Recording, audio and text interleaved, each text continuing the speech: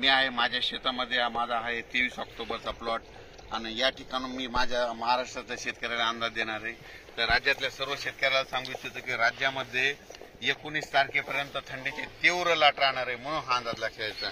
राज्यातल्या सर्व शेतकऱ्याला सांगू इच्छितो की राज्यामध्ये 21 तारखेपासून 21 डिसेंबर पासून ते 26 डिसेंबर पर्यंत दररोज भाग बदलत बदलत पाऊस पडणार आहे, म्हणून हा अंदाज लक्षात घ्यायचा। सांगायचं झालं तर सुरुवातीला तुम्हाला सांगतो 20 तारखेला म्हणजे ढगाळ वातावरण यायला सुरुवात होईल।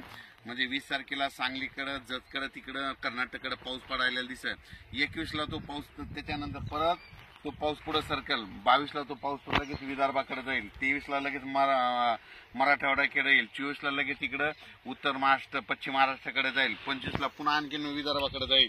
26ला पुन्हा संपूर्ण महाराष्ट्र या पुल टाकेल। म्हणजे सांगायचं झालं तर दररोज भाग बदलत बदलत पाऊस पडणार आहे, म्हणून हा अंदाज लक्षात घ्यायचा। सर्व माझ्या कांद्याच्या शेतकऱ्याला सांगू इच्छितो की तुम्ही काय करा, तुम्ही कांदा 19 तारखेपर्यंत काढून झाकून ठेवा, म्हणून तुमच्यासाठी खास करून हे अंदाज दिला।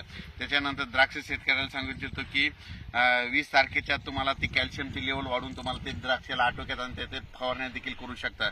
त्याच्यानंतर वीट उत्पादकांना सांगू इच्छितो तुम्ही 20 तारखेपर्यंत काय करा, तुम्ही तुमच्या कच्चा माल असेल तर ढाकून ठेवा, कारण की त्याच्यामुळे तुमचं फारसं नुकसान होणार नाही।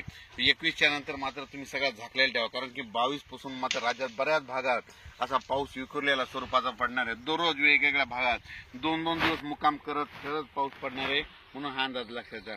पूर्व विदर्भ सांगायचं झालं तर यवतमाळ, नागपूर, चंद्रपूर, नांदेड, हिंगोली, पुसद, अमरावती, वर्धा, त्याच्यानंतर वाशिम, त्याच्यानंतर बुलढाणा, अकोला, त्याच्यानंतर परभणी जिल्हा, नांदेड जिल्हा, लातूर जिल्हा, धाराशिव जिल्हा, बीड